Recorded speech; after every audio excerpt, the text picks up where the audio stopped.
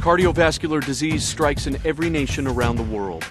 From sudden cardiac arrest to the disabling effects of ACS and stroke, cardiovascular disease remains a leading cause of death and disability in many parts of the world. Understanding and activating the systems of care developed by the American Heart Association can help improve survival rates and may even prevent cardiac arrest. You play a pivotal role in providing high-quality cardiovascular care. What you do matters. What you learn can save lives.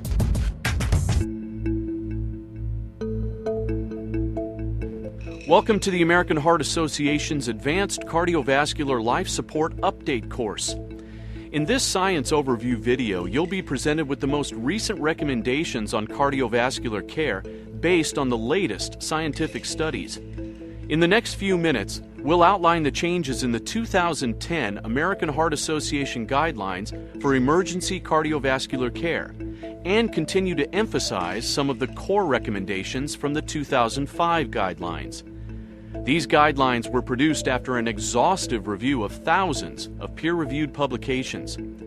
We'll approach these changes systematically by first reviewing changes to Basic Life Support, or BLS guidelines, followed by the newest recommendations for Advanced Cardiovascular Life Support, or ACLS guidelines. The steps in the BLS survey for healthcare providers have changed. Instead of the familiar steps of A, B, C, D, where clearing the airway and breathing come before chest compressions now take priority for the unresponsive arrest patient. The guidelines now recommend delivering chest compressions first, before clearing the airway and giving ventilations. The American Heart Association removed look, listen, and feel for breathing and giving 2 rescue breaths from the initial assessment entirely. So, the BLS survey now includes these 4 steps. Step 1. Check for responsiveness. Tap and shout, "Are you all right?" and scan the chest for movement. Step 2. Activate the emergency response system and get an AED. Step 3. Circulation. Check the carotid pulse.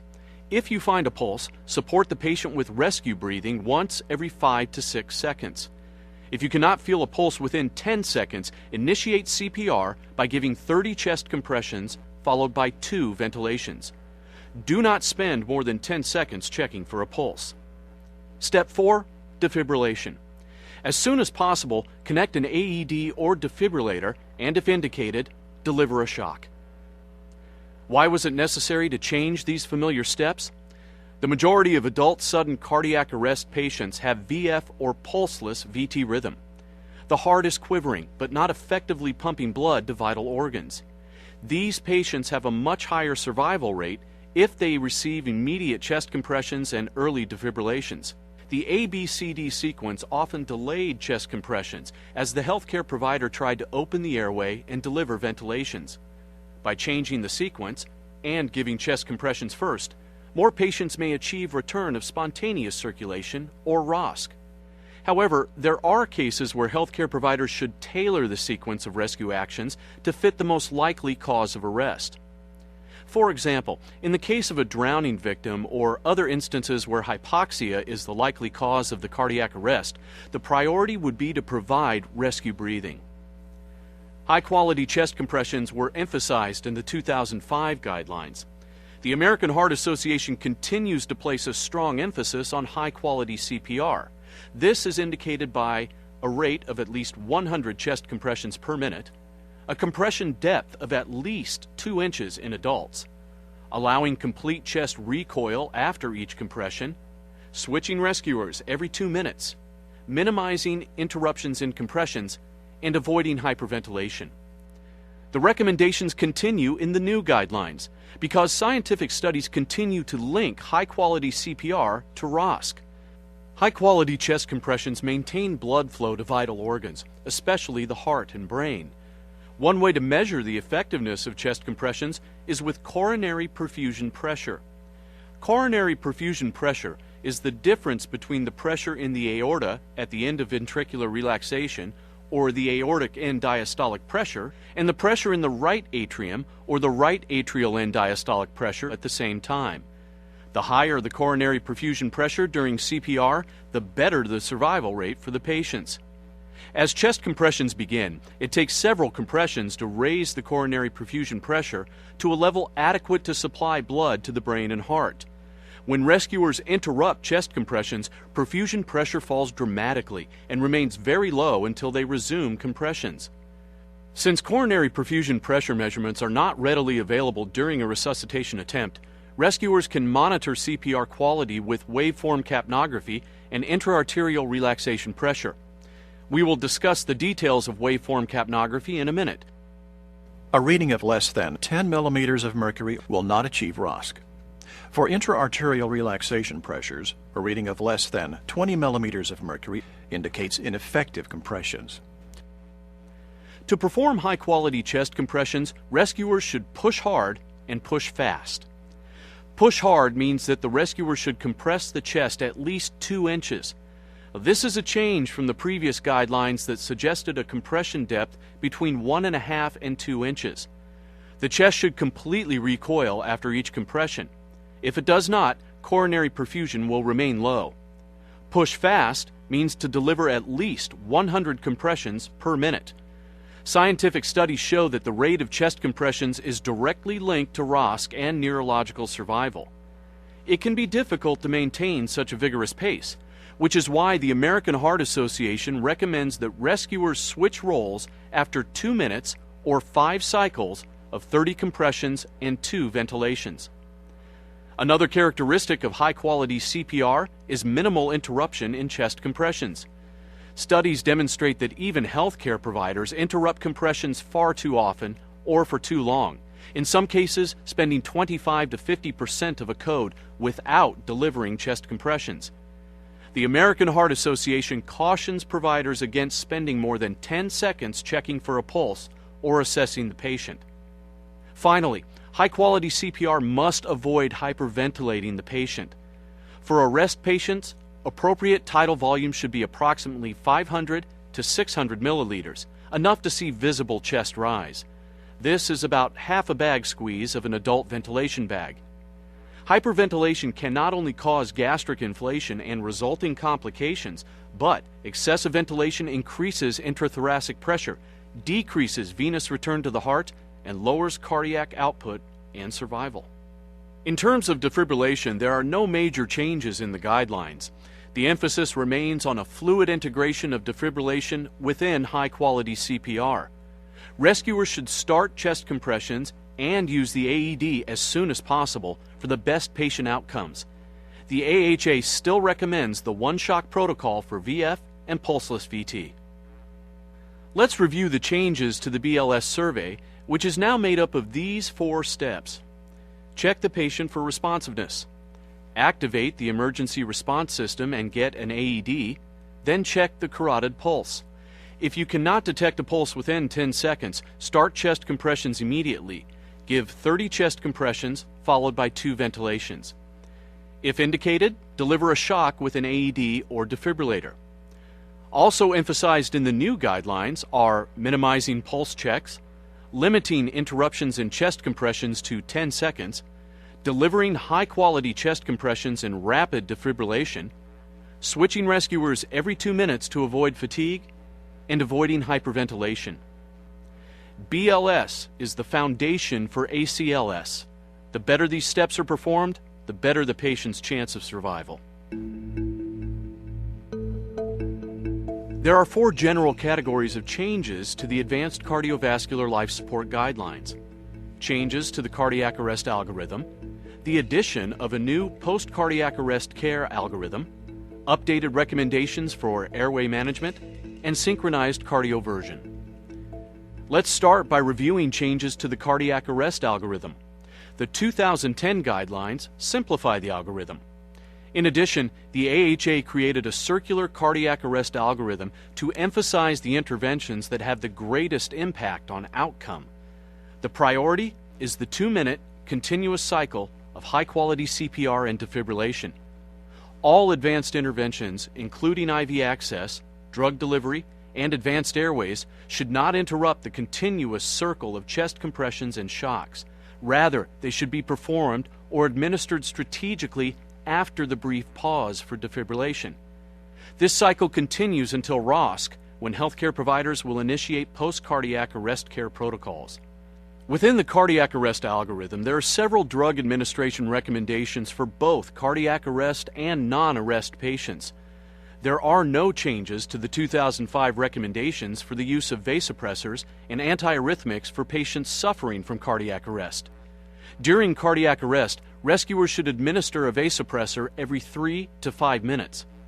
Epinephrine is acceptable, although vasopressin can replace the first or second dose of epinephrine. Rescuers should administer amiodarone for refractory VF and VT. However, the AHA no longer recommends atropine for routine use in managing PEA or asystole. Studies show that the drug is unlikely to have a therapeutic benefit. For the treatment of undifferentiated wide complex tachycardia, ACLS providers can consider adenosine in the initial treatment when the rhythm is regular. For symptomatic bradycardia, the AHA now recommends IV infusion of chronotropic agents as an equally effective alternative to external transcutaneous pacing when atropine is ineffective. Although defibrillation recommendations did not change, there are new recommendations for synchronized cardioversion. For cardioversion of atrial fibrillation, the guidelines recommend that the initial biphasic energy dose is between 120 and 200 joules. The guidelines now clearly recommend cardioversion for monomorphic VT. In those cases, the initial energy dose is 100 joules. The return of spontaneous circulation, or ROSC, is no longer the end of the cardiac arrest protocol. More and more scientific studies conclude that survival rates improve significantly with a comprehensive system of post-cardiac arrest care. That's why the American Heart Association has developed a post-cardiac arrest care algorithm. This can guide hospitals in offering a structured and integrated system of care for patients who achieve ROSC.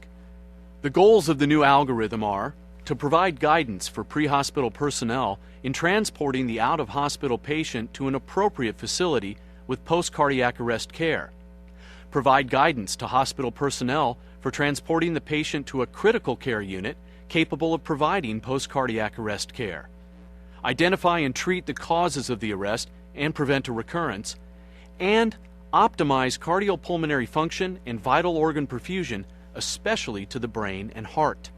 Other objectives of post-cardiac arrest care include considering hypothermia to optimize survival and neurologic recovery, identifying and treating acute coronary syndromes, reducing the risk of multi-organ injury, gathering data to assess recovery, and offering rehabilitation services to survivors if needed.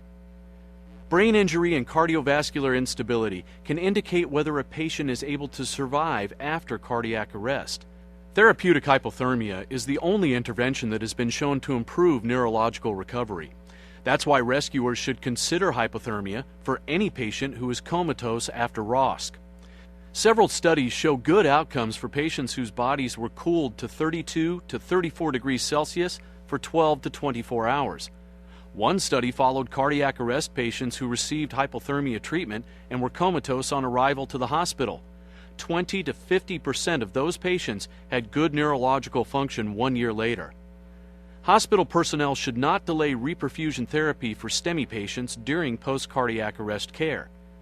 It is safe to combine PCI and hypothermia after cardiac arrest. Rapid transport to the cath lab remains the focus for STEMI patients. The key interventions for post-cardiac arrest care include induction of therapeutic hypothermia, monitoring with quantitative waveform capnography, acquisition of a 12-lead ECG, monitoring of oxygen saturation values, blood pressure optimization, and determination of blood chemistry values.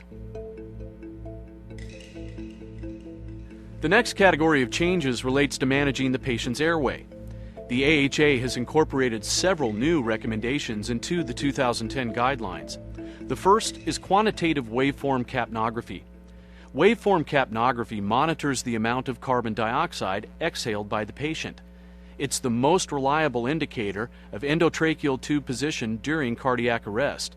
It also serves as a physiologic monitor that provides information regarding the effectiveness of chest compressions, ROSC, and adequate coronary perfusion. The guidelines recommend using waveform capnography to verify the placement of an endotracheal tube. Scientific studies have not yet validated waveform capnography as a method of confirming proper placement of other advanced airways. However, effective ventilation through one of the other advanced airways should produce a capnography waveform. A normal CO2 waveform looks like this: 0 levels in the early phase of patient exhalation. At point B, the first amount of CO2 arrives at the sensor, followed by a sharp rise in CO2 levels. The CO2 concentration during exhalation eventually plateaus. Point D represents the highest concentration of exhaled CO2 with that individual breath and signals the beginning of the inspiratory phase.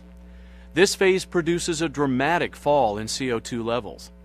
Rescuers can also use waveform capnography to monitor CPR quality and detect ROSC based on end-tidal CO2 values.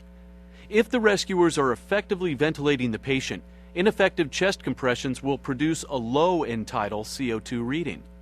In contrast, ROSC can cause an abrupt increase in end-tidal CO2. Other recommendations that relate to managing a patient's airway during cardiac arrest include cricoid pressure. Do not routinely use cricoid pressure during cardiac arrest. Studies show that this technique is difficult to master and may not be effective at preventing aspiration. It may also delay or prevent the placement of an advanced airway. Agonal gasps are not effective breaths and should not be confused with normal breathing, delaying important life-saving interventions. Across the United States, survival rates for cardiac arrest, ACS, and stroke vary considerably from region to region. It's important that EMS and healthcare providers work together, not only to deliver patient care, but to strengthen the chain of survival for future cardiovascular patients. That starts with identifying the weak points in your system's chain of survival. Gathering data and measuring patient outcomes can identify areas that need improvement. The 2010 American Heart Association guidelines are very clear on this team approach. In order to deliver the highest quality patient care, there needs to be an integration of community, EMS, physician, and hospital resources. This applies acutely to the STEMI chain of survival. If community members are trained in recognizing the signs of cardiac arrest, EMS can be quickly mobilized for patient treatment. An out-of-hospital 12-lead ECG is essential to provide advance notification of a STEMI case to the receiving ED. This advance notification reduces the time from patient's onset of symptoms to reperfusion with PCI or fibrinolytic therapy. The goal is to treat the patient with reperfusion within 30 minutes of arrival to the ED. Because of the time-sensitive nature of the treatment, the guidelines recommend that all cardiac arrest patients be triaged to PCI centers or PCI-capable facilities.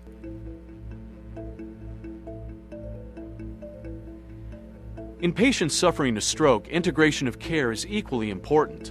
In these cases, time is brain. The sooner ischemic stroke patients within the appropriate time window can receive fibrinolytic therapy, the higher their rate of neurological survival. Much like patients with acute coronary syndrome, the chain of survival starts with bystanders recognizing the symptoms and activating the emergency response system. EMS providers evaluate the patient and alert the receiving hospital if they suspect a stroke.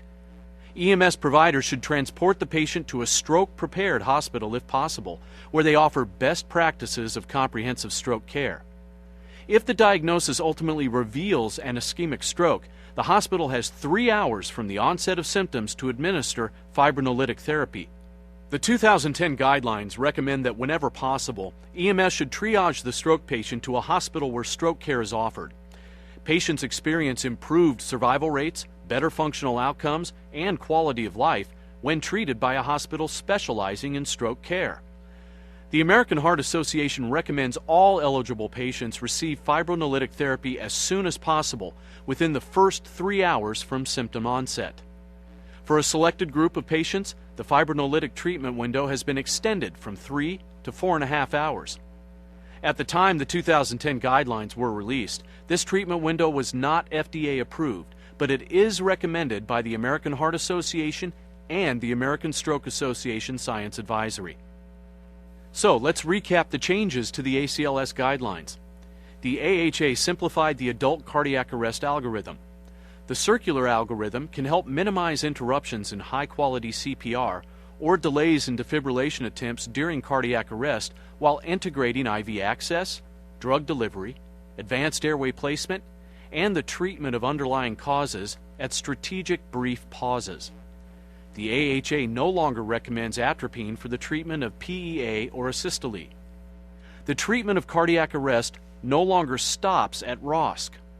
New post-cardiac arrest guidelines optimize cardiopulmonary function and vital organ perfusion, especially to the brain and heart. ACLS providers should consider hypothermia for every patient who remains comatose after ROSC because it is the only intervention that has been shown to improve neurological recovery. Quantitative waveform capnography can reliably confirm the placement of an ET tube and monitor CPR quality as well as ROSC. Finally, integrated systems of care should include community members, EMS, physicians, and hospitals in order to deliver the highest quality patient care. In the 5 decades since chest compressions were first attempted on a cardiac arrest patient, there have been significant improvements in the treatment of acute cardiovascular disease. There is much more work to be done.